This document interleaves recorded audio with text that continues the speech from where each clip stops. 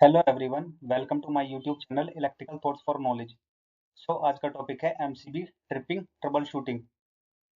आज के इस वीडियो में मैं आपको बताऊंगा एमसीबी ट्रिपिंग की समस्या को कैसे हल करें, वो भी step by step complete guide के साथ। सबसे पहले हम समझते हैं एमसीबी क्या होती है। एमसीबी यानी मिनिएचर सर्किट ब्रेकर। यह आपके घर की इलेक्ट्रिक सिस्टम का एक बॉडीगार्ड है। जब भी आपके सर्किट में ज़रूरत से ज़्यादा करंट फ्लो होता है या कोई शॉर्ट सर्किट होता है, तो एमसीबी ऑटोमेटिकली ऑफ हो जाती है। इसे हम ट्रिपिंग कहते हैं। बेसिकली यह एक सेफ्टी फीचर है। इससे आपके घर में फायर का खतरा कम हो जाता है और आपके महंगे अप्लायंस को सेफ रहते हैं। बेसिकली यह एक सेफ्टी फीचर्स है। इससे आपके घर में फायर का खतरा कम हो जाता है और आपके महंगे अप्लायंस भी सेफ रहते हैं। अब आते हैं मेन पॉइंट्स पर। एमसीबी क्यों ट्रिप करती है? जैसा मैंने देखा है, यह मेनली 5 रीजन से ट्रिप कर सकती है। ओवरलोड, यह सबसे कॉमन प्रॉब्लम है जब आप एक ही सॉकेट या सर्किट पर बहुत सारे अप्लायंस चला देते हैं। जैसे एग्जांपल के लिए मान लीजिए एक ही एक्सटेंशन बोर्ड पर एसी, गीजर, वॉशिंग मशीन और माइक्रोवेव आपने चला दिए, तो डेफिनेटली ये एक ओवरलोड की कंडीशन है। सेकंड वन है शॉर्ट सर्किट। जब लाइव वायर और न्यूट्रल वायर आपस में टच हो जाते हैं, तो यह एक डेंजर कंडीशन है, क्योंकि इससे स्पार्क्स एंड फायर हो सकती है। थर्ड वन है ग्राउंड फॉल्ट। जब live wire and earth wire को टच करता है, यह आपको इलेक्ट्रिक शॉक दे सकता है। फोर्थ वन है फॉल्टी अप्लायंस। कोई भी अप्लायंस इंटरनल डैमेज के कारण एक्स्ट्रा करंट ड्रॉ कर सकती है, जिससे एमसीबी ट्रिप कर देती है। एंड लास्ट वन है old and low quality of MCB. कभी कभी एमसीबी खुद ही फॉल्टी हो जाती है, खासकर अगर वो 8 से 10 साल पुरानी हो। ये सारे रीजन एक एमसीबी ट्रिपिंग की कंडीशंस में आते हैं। ये सारे रीजन एक एमसीबी ट्रिपिंग का मेन कारण है। क्या है और इसे कैसे ठीक करें? तो हम आते हैं सबसे पहले हम मेन एमसीबी को ऑफ कर देंगे और ध्यान रखें कि आपके हाथ गीले नहीं होने चाहिए। An one second one and then unplug device. जिस सर्किट की एमसीबी ट्रिप हुई है, उससे कनेक्टेड सभी अप्लायंस को अनप्लग कर दें। Reset breaker. एमसीबी को पहले कंप्लीटली ऑफ पोजीशन में करें और फिर ऑन करें। अगर यह ऑन रह जाती है तो प्रॉब्लम अप्लायंस में है। अब एक एक करके अप्लायंस को प्लग इन करें और ऑन करें। जैसे ही अप्लायंस ऑन करने पर एमसीबी ट्रिप हो जाती है, वही आपका रिकनेक्ट वन बाई वन। अब एक एक करके अप्लायंस को प्लग इन करें और ऑन करें। जैसे ही कोई अप्लायंस ऑन करने पर एमसीबी ट्रिप हो जाती है, वही आपका फॉल्टी डिवाइस है। फिर भी एमसीबी ट्रिप हो रही है, तो प्रॉब्लम वायरिंग में है या एमसीबी खुद फॉल्टी है। प्रिवेंटिव एक्शन लेने चाहिए। सबसे पहले, जैसे सर्किट रिडिस्ट्रीब्यूशन। अगर किसी एक सर्किट में बहुत सारे हैवी लोड अप्लायंस लगे हैं, तो उन सबको अलग अलग सर्किट में बांट दें, यानी सर्किट रिडिस्ट्रीब्यूट करें, जिससे ओवरलोड कम होगा और एमसीबी बार बार ट्रिप नहीं करेगी। Wire repair.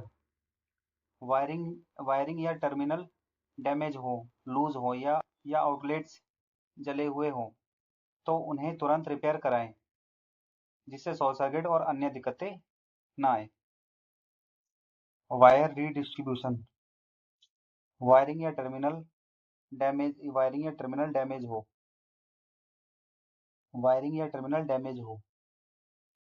या आउटलेट जले हुए हों, तो उसे इमीडिएट रिपेयर कराएं, जिससे शॉर्ट सर्किट और अन्य दिक्कतें ना आए।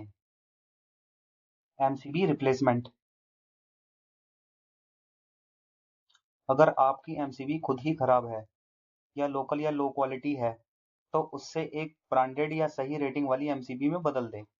इससे सुरक्षा भी बढ़ेगी और एमसीबी सही से काम करेगी। Appliance fixing. जब किसी अप्लायंस में ही खराबी आ जाती है, तो उसे सर्विस कराएं या आवश्यक होने पर नया ले आएं। खराब या ओवरलोड अप्लायंस से इलेक्ट्रिकल सिस्टम पर ज़्यादा लोड पड़ता है। Tips to avoid future tripping. MCB tripping prevention के लिए कुछ ज़रूरी टिप्स। सबसे पहले अपने घर या ऑफिस का टोटल लोड कैलकुलेट करें और सही एम्पियर के एमसीबी जैसे बी, सी, डी टाइप लगवाएं, ताकि ओवरलोड से बचा जा सके। वायरिंग और पैनल की रेगुलर इंस्पेक्शन कराएं। ताकि किसी भी खराबी या लूज कनेक्शन का समय पर पता चल सके। वायरिंग और पैनल की रेगुलर इंस्पेक्शन कराएं ताकि किसी भी खराबी या लूज कनेक्शन का टाइम पर पता चल सके। एसी, हीटर पंप जैसे हैवी अप्लायंस के डेडिकेटेड सर्किट बनाएं जिससे ये अन्य कारणों को प्रभावित न करे।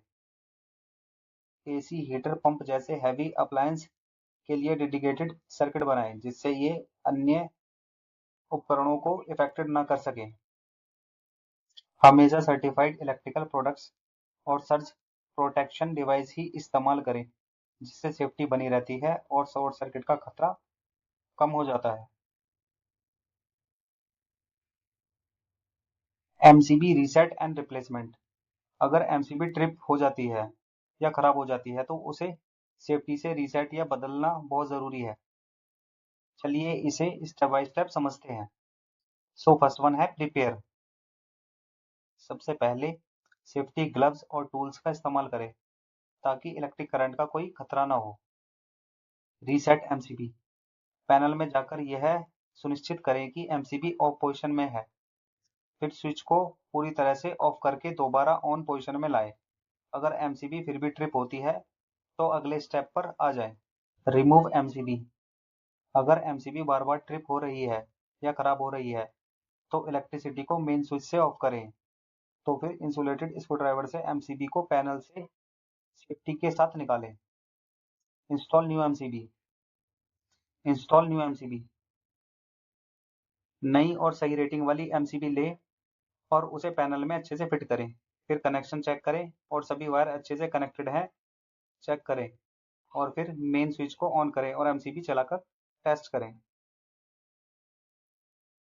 दोस्तों, कुछ कंडीशंस में आपको इमीडिएट प्रोफेशनल इलेक्ट्रिशियन को कॉल करनी चाहिए, जैसे एमसीबी बार बार ट्रिप हो रही है, बेसिक ट्रबल शूटिंग के बाद भी कोई बर्निंग स्मेल आ रही है, स्पार्क या अनयूजुअल साउंड है, एमसीबी रीसेट नहीं हो रही है या मल्टीपल एमसीबीज एक साथ ट्रिप हो रही हैं। सो इन सभी कंडीशंस में आपको प्रोफेशनल्स को कॉल करनी चाहिए। याद रखिए, यह आपकी और आपकी फैमिली की सेफ्टी का एक बहुत बड़ा मैटर है। दोस्तों, ये सारी कंडीशंस ऐसी हैं जिसमें प्रोफेशनल को बुलाना काफ़ी हद ठीक होगा। दोस्तों, आप इन सभी बातों का ध्यान रखेंगे तो आप और आपका परिवार इलेक्ट्रिसिटी से हमेशा सेफ रहेगा। आप सभी का धन्यवाद। सेफ्टी को अपनी प्राथमिकता बनाएं और ये सारी जानकारी दूसरों के साथ साझा करें। धन्यवाद। सुरक्षित रहें।